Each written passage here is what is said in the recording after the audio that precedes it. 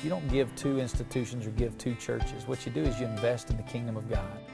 Today, you will see. I'm Mike Spradlin, president of Mid-America Baptist Theological Seminary, and I just want to say thank you for taking some time to find out about what God is doing in this place. Now, a seminary is a training center for pastors, church staff leaders, and missionaries. God has called us to equip them to go to the ends of the earth with the gospel of Jesus Christ. Now, one of the things that we want to do at Mid-America is encourage our students to be Bible believers. They believe every word of the Bible. Another thing we do is to encourage our students to be mission-minded, to go to the ends of the earth, and we also want our students to be evangelistic. We ask them to share the gospel each week while they're in school here. Now, when our students go out, they're going out with the intent of changing the world with the love of Jesus Christ. Now, to do this, we need your help. We ask our students to come and to train, but we don't want to incur financial debt while doing it. And so we have our students pay a very low tuition. We're able to do that because of donors like you.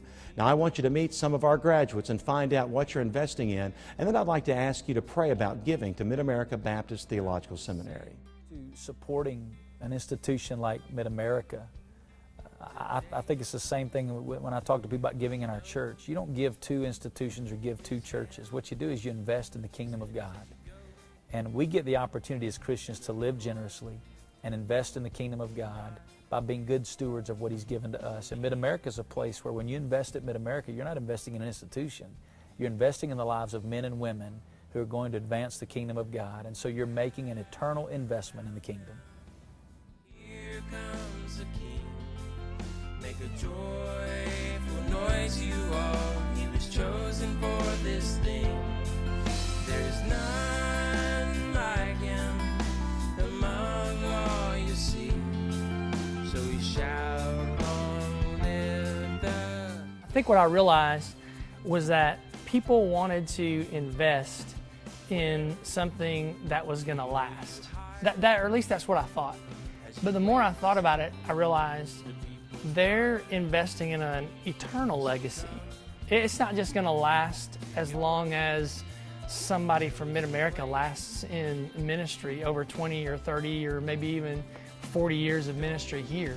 But that investment goes on and on and on and on and on throughout eternity. And I think that's why it makes it worth it to the people who believe in Mid-America and who do give and who do sacrifice for the sake of investing in these young students who are going to spread, not just all over our country, but all over the world, to spread the gospel, is because they're investing in an eternal legacy that lasts. I would say to you, as a prospective donor at Mid-America, you're asking, why should I invest?